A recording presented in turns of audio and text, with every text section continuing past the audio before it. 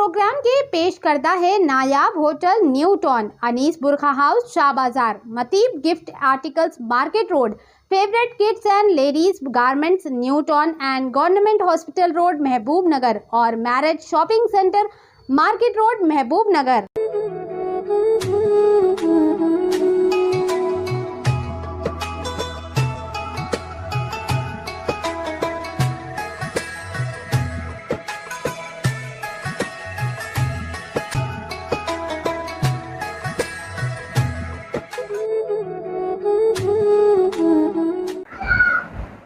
अस्सलामु अलैकुम रहमतुल्लाहि व बरकातुहू। अल्हम्दुलिल्लाहि रब्बिल आलमीन वल आक़िबतु लिल मुत्तक़ीन वस्सलातु वस्सलामु अला सय्यिदिल अंबिया'i वल मुरसलीन। अम्मा बाद, अल्लाहुम्मा सल्लि अला सय्यिदिना मुहम्मद व अला आलिहि व सहबिहि अफ़ज़ल सलावातिका व अदद मालूमातिका व बारिक वसल्लम। हमारे जामे निज़ामे के रफ़ीक़ कार साथी हज़रत अल्लामा मौलाना मुफ्ती अलहाज सैयद सादिक़ साहब क़िबला अनवारी अशरफ़ी मद्दज़िल्लहु नूरानी मौलवी कामिलुल हदीस जामे निज़ामिया का तफ़सीर व तर्जमा करदा सूरह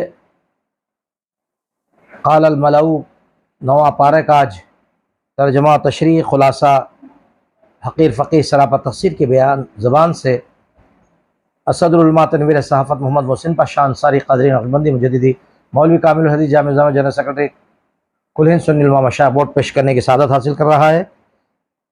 ये नौवां पारा है। इस पारे में 18 रुकू और 159 आयतें हैं। इस पारे का आगाज़ अऊज़ु बिल्लाहि मिनश शैतानिर रजीम बिस्मिल्लाहिर रहमानिर रहीम। क़ालल मलउल लज़ीना इस्तकबरू मिन क़ौमिही लनुख़रिजन्नका या शुऐब वल्लज़ीना आमनू मअका मिन क़रयतिना अवलौ कुन्ना कारिहीन से होता है। और इख्तिताम व इन तवल्लो फ़अलमू अन्नल्लाह मौलाकुम निअमल मौला व निअमन नसीर आयत से होता है। और इस पारे का आगाज़ सूरह आराफ की 88वीं आयत से होता है और इख्तिताम सूरह अनफाल की 40वीं आयत को होता है, जिसका ज़िक्र हम गुज़िश्ता कर चुके हैं। इस पारे के 18 रुकू में जो मज़ामीन आपके सामने पेश किए जाते हैं, पहले रुकू में फरमाया गया कि जहाँ भी कोई नबी भेजे गए तो वहाँ के मगरूर और मुतकब्बिर सरदारों ने अपना इक़्तिदार और बरतरी कायम रखने के लिए हक़ की मुखालिफत की और अज़ाब इलाही से नीस्त नाबूद हुए। फरमाया अगर ये लोग पैगम्बरों का कहा मानते, गुनाहों को छोड़ कर नेकोकार होते तो उन पर रहमत और बरकतों के दरवाजे खोल देता और अज़ाब इलाही की गिरफ्त में ना आते।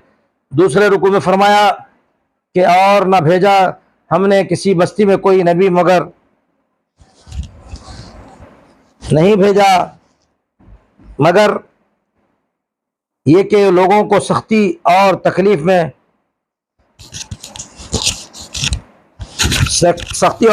पकड़ा के वो किस तरह किसी तरह जारी करें। और यानी जो कौम भी नबी को झुटलाए वो फ़क्र और तंगदस्ती और मर्ज में बीमारी में गिरफ्तार होगी, या जो कौम अपने नबी पर ईमान लाई। और दूसरे रुकू में फरमाया कि और ना भेजा हमने किसी बस्ती में कोई नबी मगर ये कि लोगों को सख्ती और तकलीफ में पकड़ा कि वो किस तरह जारी करे। यानी जो कौम भी नबी को झुटलाई वो फ़क्र और तंगदस्ती और मर्ज और बीमारी में गिरफ्तार हुई। गोया जो कौम अपने नबी पर ईमान लाई और खुशहाल रही, और जो ना लाई वो आजमाइश और तकालीफ में रही।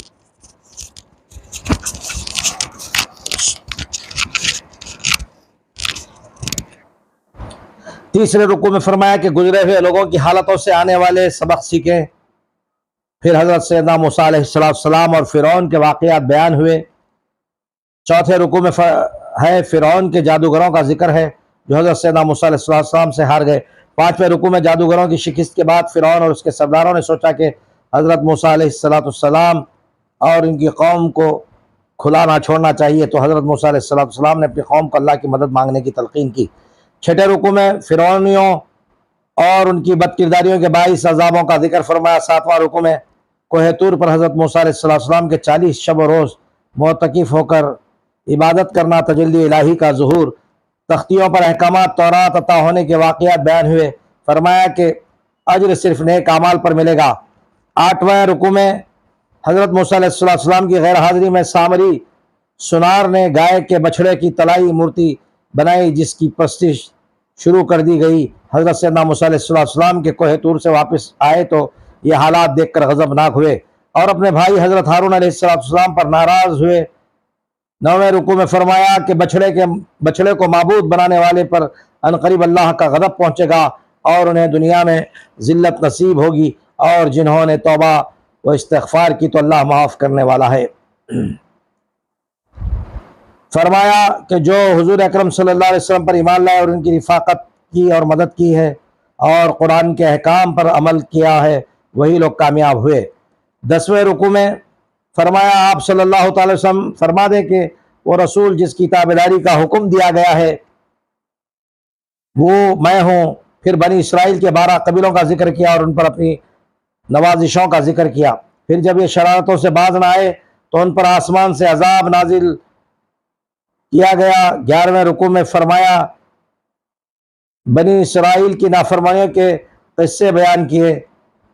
12ویں رکوع میں فرمایا جب اللہ تعالیٰ عالم ارواح میں تمام روحوں سے پوچھا کہ کیا میں تمہارا رب نہیں ہوں، تو سب نے جواب دیا کہ ہم اقرار کرتے اور گواہی دیتے ہیں کہ تو ہی ہمارا رب ہے، اور یہ عہد الستو اس لیے لیا کہ قیامت کے روز تم یہ عذر نہ کر سکو کہ ہم بے خبر تھے۔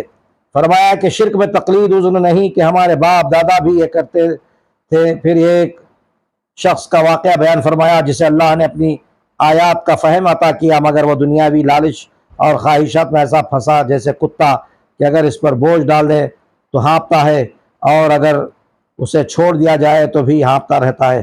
حضرت موسیٰ علیہ السلام اور بلعام ابن باور کا واقعہ۔ بلعام ابن باور نامی ایک راہب یا پادری تھا، اس کی 3 دعاؤں کی اجازت دی گئی تھی اور اس کو قبولیت کا وعدہ بھی کیا گیا تھا۔ بیوی کے چکر میں آ کر تینوں دعائیں برباد کر دی اور خود بھی تباہ برباد ہو گیا۔ تفسیر صدیقی۔ بلعام ابن باور کا تفصیلی واقعہ سے معلوم ہوتا ہے کوئی کتنا بھی بڑا عالم مفتی ہی کیوں نہ ہو، شیطان ہر وقت اس کے پیچھے لگا رہتا ہے اور عین موقع پر گمراہ کر دیتا ہے۔ تفصیلی واقعے کے لیے جدی مرشدی محدث دکن حضرت العلامہ مولانا الحاج سید عبداللہ شاہ صاحب قبلہ نقشبندی مجددی قادری علیہ رحمۃ رضوان محدث دکن حیدرآباد کا خطاب جو فضائل رمضان کتاب میں موجود ہے مطالعہ فرمائیں، انشاءاللہ ایمان تازہ ہوگا۔ 13ویں رکوع میں منکروں کو ایک دم نہیں پکڑا جاتا بلکہ انہیں ڈھیل دی جاتی ہے۔ پھر دعوت فکر دی کہ اپنی حالت پر غور کرو۔ فرمایا کہ منکرین آپ صلی اللہ تعالی علیہ وسلم کی قیامت کا پوچھتے ہیں تو فرما دیں کہ اس کا حقیقی علم صرف اللہ کے پاس ہے۔ آپ صلی اللہ تعالی علیہ وسلم نے اعلان فرمایا کہ میں خود اپنی جان کا نفع نقصان بھی نہیں اپنے اختیار میں نہیں رکھتا، میں تو صرف بندوں کو بد کرداری کی سزا سے ڈرانے اور نیکوکاروں کو خوشخبری سنانے والا ہوں۔ 14ویں رکوع میں فرمایا انسانی پیدائش کے متعلق بیان فرمایا کہ تم سے اولاد کی دعائیں کرتے ہو، جب تمہیں عطا کرتا ہے تو اسے بتوں کی طرف منسوب کرتے ہو۔ فرمایا بت نہ تمہاری سنتے ہیں نہ تمہاری مدد کر سکتے ہیں۔ فرمایا جب قرآن پڑھا جائے تو خاموش رہ کر غور سے سنو اور اللہ کی یاد دل سے کرو۔ آخر میں ملائکہ کی مثال دی کہ جب وہ اللہ کا بندہ رہنے اور اس کی اطاعت میں یا بار محسوس نہیں کرتے، اسے یاد کرتے ہیں اور اس پاک ذات کو سجدہ کرتے ہیں تو تم کیوں نہیں کرتے سجدہ۔ پہلا سجدہ تلاوت قرآن مجید میں 14 سجدہ تلاوت ہے اور سورہ اعراف کے اختتام پر میں پہلا سجدہ ہے جس کی تلاوت کے بعد اللہ تعالیٰ کی بارگاہ سجدہ کرنا واجب ہے۔ سورۃ الانفال 9ویں پارے کے 15ویں رکوع سے سورہ انفال کی ابتدا ہے۔ صحیح قول کے مطابق یہ سورت مدینۃ المنورہ یعنی مدنی ہے، اور ایک قول یہ ہے کہ یہ سورت ان 7 آیتوں کے علاوہ مدنی ہے جو مکہ مکرمہ میں نازل ہوئی، اور وہ آیت نمبر 30 وَإِذْ يَمْكُرُ بِكَ الَّذِينَ آیت نمبر 30 سے شروع ہوتی ہیں۔ تفسیر خازن سورۃ الانفال۔ سورہ انفال ترتیب و تلاوت کے اعتبار سے قرآن مجید کی 8ویں سورت اور ترتیب نزولی کے اعتبار سے 88ویں سورت ہے اور دوسری منزل ہے۔ اس سورت میں 10 رکوعات، 75 آیتیں، 1075 کلمات، 5080 حروف ہیں۔ اس سورت کی ابتدا 9ویں پارے سے اور اختتام 10ویں پارے میں ہے۔ سورہ انفال نام رکھنے کی وجہ انفال نفل کی جمع ہے اور اس کا معنی ہے غنیمت کا مال۔ اس سورت کی پہلی آیت میں انفال یعنی مال غنیمت کے احکام کے بارے میں مسلمانوں کے سوال اور انہیں دیے جانے والے جواب کا ذکر ہے، اور اسی مناسبت سے اس سورت کا نام سورۃ الانفال رکھا گیا ہے۔ انفال کی تعریف، مال غنیمت کو انفال کہتے ہیں، یعنی مال غنیمت سے مراد کفار سے چھینے ہوئے سامان سے جو چیزیں الگ کر لی جاتی ہیں ان کو بھی نفل کہا جاتا ہے، اور اس صورت میں نفل یا جس معنی میں استعمال ہوا ہے وہ ان دونوں معنوں کو شامل ہے، اس لیے کہ سرکار رسالت مآب افضل السلام سے دونوں کے تعلق سے سوالات ہوئے، سرکار دو عالم صلی اللہ تعالیٰ علیہ وسلم نے جو عطا فرمائے وہ دونوں شامل ہیں۔ نفل اور غنیمت میں فرق یہ ہے کہ ہر غنیمت نفل ہے لیکن ہر نفل کو غنیمت نہیں کہا گیا، اس لیے کہ مال غنیمت وہی مال ہے جو کافروں سے جہاد کے نتیجے میں حاصل ہوا ہو۔ تفسیر اشرفی۔ اور اسی طرح کسی مجاہد کو غیر معمولی کارکردگی کی وجہ سے دوسرے مجاہدین کے مقابلے میں کچھ زائد دیا جائے تو اسے بھی نفل یا انفال کہتے ہیں۔ مال غنیمت کے بارے میں حضرت علامہ مولانا ابو الحسنات الحاج سید عبداللہ شاہ صاحب قبلہ نقشبندی مجدد قادری محدث دکن حیدرآباد نے اپنی کتاب فضائل رمضان میں خدا اور رسول کی اطاعت کے فضائل میں سورۃ الانفال کی آیات کے ضمن میں بہت عمدہ اقوال رقم فرمائے ہیں۔ 9ویں پارے کے 15ویں رکوع میں فرمایا، یا آپ صلی اللہ تعالی علیہ وسلم سے مال غنیمت کے بارے میں پوچھتے ہیں تو آپ صلی اللہ تعالی علیہ وسلم فرما دیجئے کہ دراصل اللہ اور اس کے رسول پاک صلی اللہ تعالی علیہ وسلم کا حق ہے، اس لیے تم ہر حال میں تقوی اختیار کرو، آپس میں صلح سے رہو اور تمام معاملات میں اللہ اور رسول صلی اللہ تعالی علیہ وسلم کی اطاعت و فرمانبرداری کرو۔ ایمان والے ہر حال میں اللہ پر بھروسہ کرتے ہیں، خوف الہی سے ان کے دل دہل جاتے ہیں، نماز کی پابندی اور زکوٰۃ ادا کرتے ہیں۔ 16ویں رکوع میں فرمایا، غزوہ بدر میں اپنی مدد کا تذکرہ فرمایا کہ فسادیوں کی یہی سزا ہے اور اللہ مومنوں کے ساتھ ہے۔ 17ویں رکوع میں فرمایا، اللہ اور اس کے رسول پاک صلی اللہ علیہ وسلم کی اطاعت کرو۔ فرمایا، اللہ کے نزدیک بدترین مخلوق وہ ہے جو حق سننے سے بہرے، حق کہنے سے گونگے اور حق سمجھنے سے بے نیاز ہو گئے۔ فرمایا، دین اسلام کے قانون اللہ کے مقرر کردہ ہیں جو ہر وقت تمہارے اعمال کو نظر میں رکھتا ہے، خواہ ظاہری ہوں یا تنہائی میں۔ اور فرمایا، باہمی امانتوں میں بددیانتی اور خیانت مت کرو۔ 18ویں رکوع میں فرمایا، اگر تم اللہ سے ڈرتے رہو گے تو اللہ تمہیں گناہوں سے دور رکھے گا، بخش دے گا۔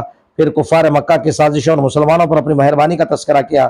فرمایا 18ویں رکوع کے بعد 3 آیتیں آئی ہیں جن آیات میں اللہ تعالیٰ فرمایا کہ کفار سے کہہ دیں کہ اگر باز آ جائیں تو ان کے گزشتہ اعمال معاف کر دیے جائیں گے، اگر نہ مانیں تو ان کا ڈٹ کر مقابلہ کرو، اللہ کی مدد آپ صلی اللہ تعالیٰ علیہ وسلم کے ساتھ ہے۔ اللہ سے دعا کرتے ہیں الہ العالمین ہم کو قرآن حکیم سمجھ کر سوچ کر پڑھنے کی توفیق عطا فرمائے، آمین بجاہ سید الانبیاء والمرسلین صلی اللہ تعالیٰ علیہ وسلم۔